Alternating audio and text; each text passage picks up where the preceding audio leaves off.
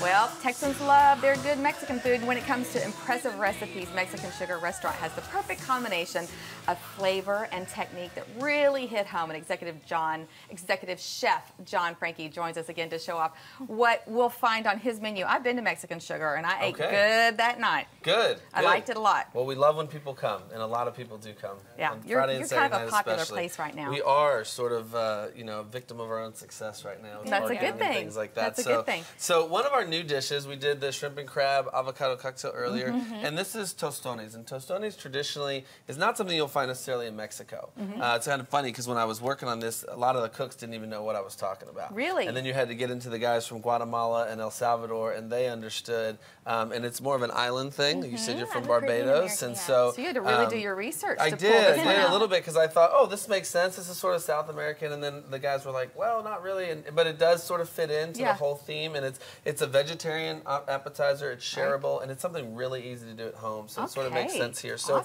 the first thing we start with is a plantain. So there's two styles of plantains you can get. You can go to the store, and they're gross and black, kind of like this, and those are the sweeter plantains. I would never buy that. You typically would just, very sweet, very good. You just peel right off, and you'll mash it up in some form, or pan fry it, or do something with it. This is a green plantain, or unripe one. It's very, I mean, you know, it's not tough. ready. It's not like a banana. So, so what I did is before we started is I soaked this in hot water, and that was all I did. You can do it at home. You just cut off the ends, cut a little slit right there, and then after you put it in the hot water, you just kind of peel. I'll let you kind of finish peeling it. You're the expert of plantains. And then what we're gonna do is cut them into large chunks and fry them.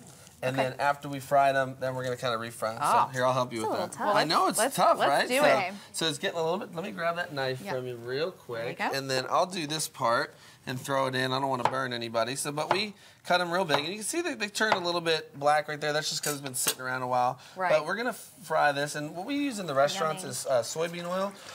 You could use cottonseed oil, soybean oil, safflower oil. Straight vegetable oil is a little bit tough. It'll burn really, really fast if you try to fry it at home. All right, so don't use that. Right, you know, olive oil we were talking about earlier is good to kind of pan fry. You put a big pot of olive oil. What about a canola oil? Yeah, canola is fine too. Anything that's kind of a general oil, neutral oil is fine. So, so those are going to fry for about 3 minutes or so.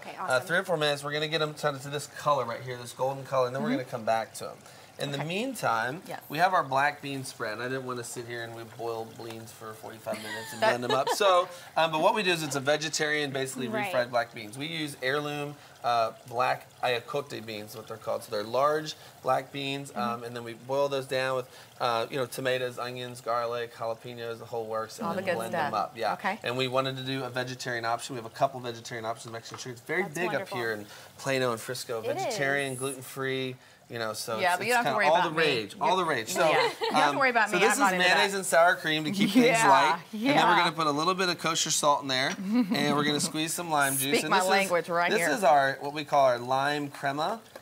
Basically, it's a traditional kind of Mexican condiment on things for things like street corn, like elote, or you'll find them maybe on, you know, on quesadillas instead of just straight sour cream. Sometimes you'll find what they call crema fresca. It's like fresh cream. It's just a real looser kind of sour cream. So this is your lime crema.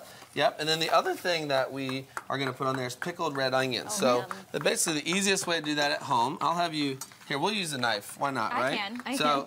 So be careful with that, but we're just going to kind of slice those into thin slices. And pickled onions is really easy to make. You basically take vinegar, sugar, and salt, and then you've got pickled onions. So love it. I feel like I'm in a cooking class right now. Everybody's working. I'm just standing back, you know, just in a cooking class. hanging We're out. all learning right now. And, you know, we say lighter and fresher and all these things at Mexican Sugar, and it's okay once in a while to fry something if it's just kind of we'll get it a little crispy. So we're not coating it in flour and eggs and all these things. So I would like a little more lime in my crema over here. Okay, well, do at it. Is that okay? Yeah, of course. Why not? We're all just hanging out. Can I change your recipe right here, right now? Welcome to our kitchen here. Well, you can. Yeah, you know what? I don't even know the recipe. I just tell the cooks. You know, I write them and I let them go and let the guys have them. So, all right. So right here, this you can see where the plantains came out. Gorgeous. So they're still, you know, they're beautifully browned. They're not something that you know, want to sit there and be like, oh, it's so great. You know, you kind of have to add stuff to it. Yeah. So what I'm going to do is over here, I'm going to have you smash it down. Just kind of use that little, it should go down. Yeah, there you go. And so what you have is sort of this inconsistent little smash, right? A little mash. So here you go. You can finish those. Absolutely. We'll do those. And then what we'll do is we let them sit. And this is kind of part of like blanching French fries and doing things. It's always better for starchy things to kind of pre-cook them, let them cool down, and then re-cook them. Why is that? Well, that's where all the starch gets to kind of get with starch and the sugar work together. Okay. I'm not going to go into the scientific explanation of it, but what'll happen is if you were to cook just a plantain straight and serve it, it'd be fine. But if you wanted to save it for like later to serve it, we get a little limp. Okay. Same thing with French fries is like if you go to Five Guys, they use Kennenbeck potatoes. They go straight in, straight out. They're crispy.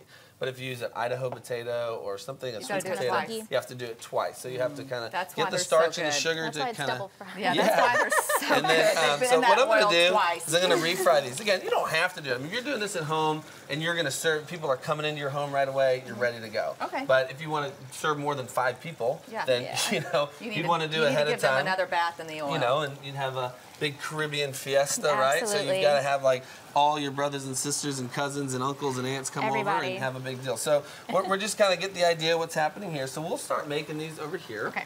And we'll do that all together. So you can, I'll make one, and you guys can kind of keep going. So we just spread a little bit of that black bean spread, real inconsistent on there, just kind of fun. Yes. And then we'll kind of drizzle just a little bit of that deal on there.